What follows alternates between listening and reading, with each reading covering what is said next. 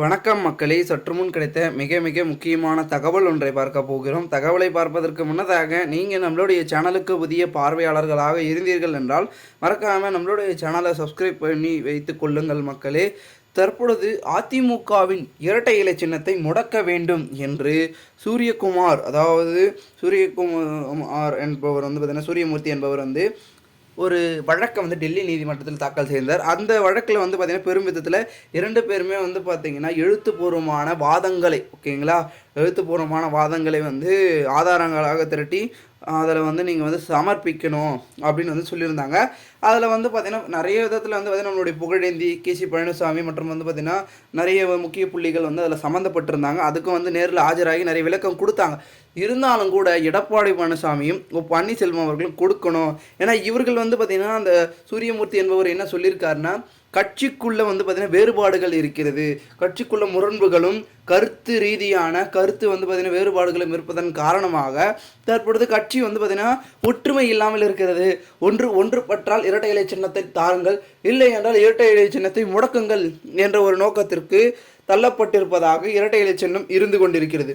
இந்த ஒரு சூழ்நிலையில் தற்பொழுது பன்னீர்செல்வம் அவர்கள் என்ன கூறுகிறாங்கன்னா, நாங்கள் ஒன்றுபட சரியாக இருக்கோம், ஆனால் எடப்பாடி அவர்கள் முன்வர மாட்டார்கள் என்று ஓபிஎஸ் தரப்பினர்கள் ஒரு பக்கம் முன்வைக்கிறாங்க.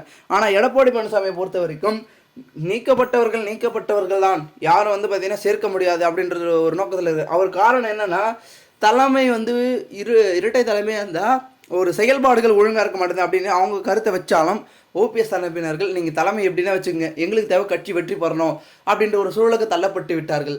இப்போது நம்மளுடைய தேர்தல் ஆணையம் என்ன சொல்கிறாங்கன்னா, நீங்கள் பார்த்தீங்கன்னா உங்களுடைய ஒரு முக்கியமான ஒரு தகவல் என்னென்னா, இரட்டை இலை சின்னம் என்பது பெரும்பாரியான ஒரு மிகப்பெரிய கட்சி, அந்த கட்சிக்குள்ள கருத்து வேறுபாடுகள் அதெல்லாம் உங்களுடைய ஒரு தனிப்பட்ட விருப்பமாக இருந்தாலும் கூட கட்சி ரீதியாக நீங்கள் பார்த்தீங்கன்னா இரண்டு பேருமே உங்களுடைய வாதங்களையும் உங்களுடைய பார்த்தீங்கன்னா கருத்துக்களையும் முன்வைத்து தான் நீங்கள் இரட்டை இலை சின்னத்தை பெற்றுக்கொள்ள முடியும் அப்படின்ற ஒரு நோக்கத்திற்கு தள்ளப்பட்டு விட்டார்கள்.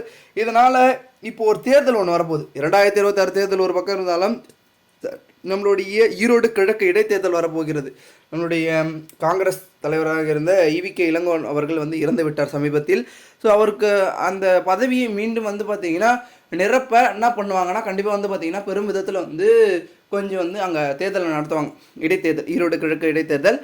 அந்த தேர்தலில் மீண்டும் அதிமுக சார்பில் நிற்கணும். அதுக்கு சின்னம் தேவையில்லை, சின்னம் தேவைன்னா இங்கே பார்த்திங்கன்னா சின்னத்துக்கு நம்ம போராடணும். ஸோ அந்த வேலையில் எடப்பாடி இறங்குவாரான்னு கேட்டிங்கன்னா அது பண்ணி தான் ஆகணும். ஓபிஎஸ்ஸும் இறங்கிட்டு இருக்கார். ஸோ இப்போ தான் இங்கே ஒரு சிக்கலே உருவாது. இப்போ இரண்டு பேருமே ஒன்று இந்த இடத்துலேயே இவங்க ஒன்று பேசி ஒரு சமாதானத்துக்கு வந்தாங்கன்னா அங்கேயாச்சும் இந்த தேர்தலில் படிப்படியாக வெற்றி பெற்று போகலாம். இங்கேயும் அதே முரண்முறையில் இருந்தாங்கன்னா அடுத்தடுத்து தோல்விகளை சந்திப்பதற்கான வாய்ப்புகள் இருப்பதாக அரசியல் நிபுணர்கள் சொல்லிட்டு இருக்காங்க. ஸோ பொறுத்திருந்து பார்ப்போம் என்ன நடக்கிறது என்பதை. மேலும் இது போன்ற தகவல்களை தினசரி தெரிந்து கொள்ள சேனலை சப்ஸ்கிரைப் பண்ணுங்கள். நன்றி, வணக்கம்.